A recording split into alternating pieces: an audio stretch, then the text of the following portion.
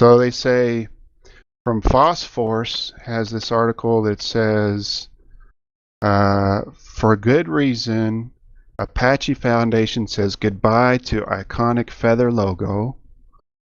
And this is by Christine Hall from Phosphorus. She says the Apache Software Foundation is making changes in an attempt to right a wrong it unintentionally created when it adopted its name 25 years ago. The iconic feather logo has been represented since its beginning, and it's on the way out. Over the years, there have been 2 of them. The first logo, blah, blah. Both are pretty cool. Both feathers. It's just a feather next to the Apache word Apache. Both others have compelled some folks to have tattoo artists ink them onto their skin. For a little while longer, the feather will remain as ASF's logo. That'll change on October 7th when a new logo will be unveiled in Denver at the organization's annual conference, which was called ApacheCon, but which is now called Community Over Code.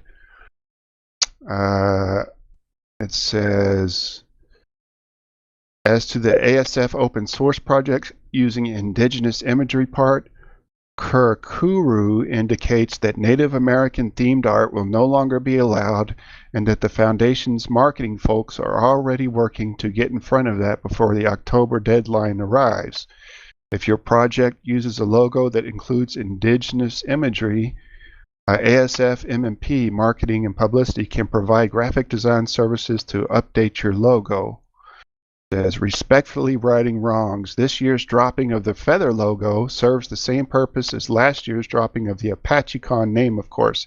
It's being done out of respect and out of an awareness that we should treat Native peoples with the same respect we expect for ourselves, with we being anyone who's not Native American. As a non-indigenous entity, we acknowledge that it's inappropriate for the Foundation to use indigenous themes or language. We thank natives in tech and other members of the broader open source community for bringing this issue to the forefront. It says the name Apache was originally suggested by one of the Foundation's founders. His reasoning was, I had just seen a documentary about Geronimo and the last days of a Native American tribe called the Apaches, who succumbed to the invasion from the west from the U.S., and they were the last tribe to give up their territory, and for me that almost romantically represented what I felt we were doing with this web server project. But that's not how the sentiment is understood by others. Adam Ricklohi, Holly Grimm, and Desiree Kane put a large article out saying it's frankly outdated spaghetti western romantic presentation of a living and vibrant community as dead and gone in order to build a technology company for the greater good. So that was their reasoning. So they have a link to those people that put out basically an open letter to the Apache Foundation to change it, and I wrote, it kind of makes me wonder if anybody actually asked Apache tribal leaders if they minded the ASF name and logo. Also, the linked article mentions, we are honored that both the Apache Software Foundation and Apache Incubator logos are listed on the official website of the Apache Nation Chamber of Commerce. I said it sounds like nobody even considered that the ASF name and logo might be seen as a positive by the Apache Nation representatives since they have it on their Chamber of Commerce webpage.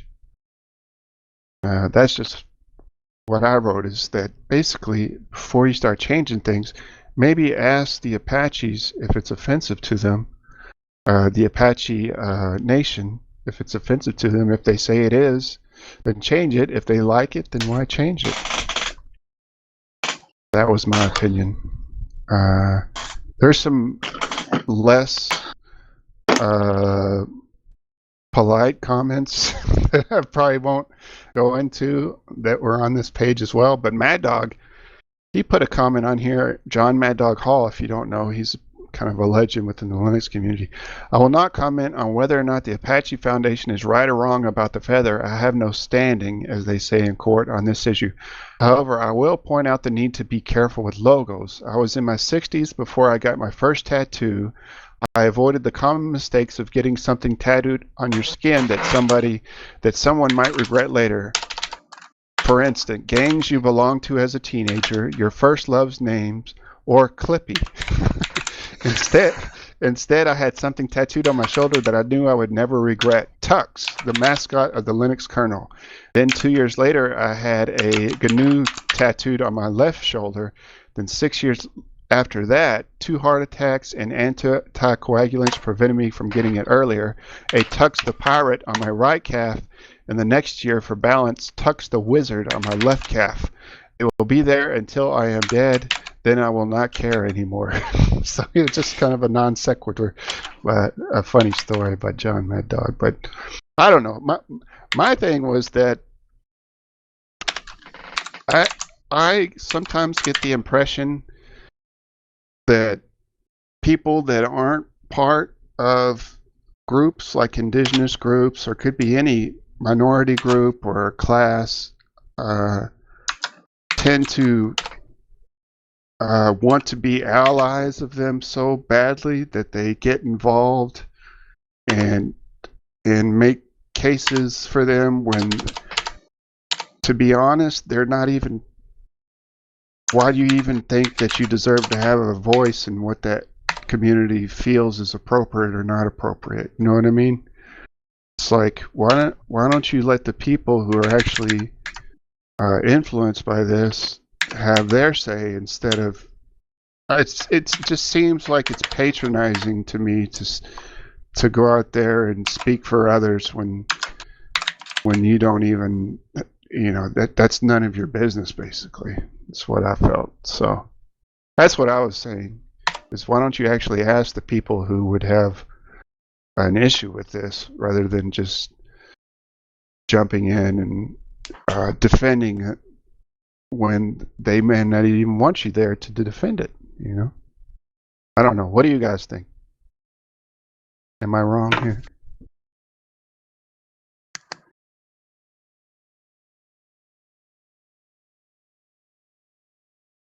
I can't hear you, Honky. Did I? Okay. All right. Yeah, I think you're right. I think if they didn't care about it beforehand, then I don't see why, make a big deal about it now. I mean, if they did care about it, then that's a different story. But I mean, I don't know. It just feels weird to me that, because it's not an offensive logo. I mean, I would say what's offensive is like the Washington Redskins, and that's to me is offensive. And I'm not even a Native American, but I can see why people would get behind changing it. It just seems like, well, why don't you ask the people that should have a say in how their, imagery and name is used, instead of jumping to a conclusion that they hate it automatically and they think it's disrespectful. I don't get that need for people who aren't part of that group to jump into their arena and speak for them. Like I said, it just seems like what you're saying is, well, they can't speak for themselves, so I have to do it as a real ally, But you don't even know if they feel how they even feel about it, because they haven't told you, they haven't spoken on it, What about you, Joe? How do you feel about stuff like that? I don't give a shit.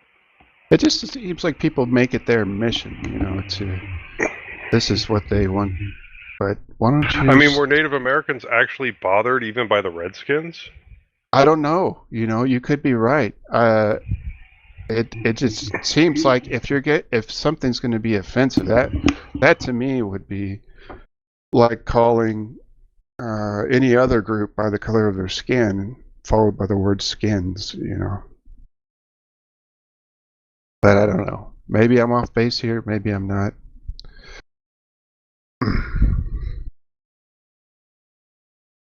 So that's some culture war stuff.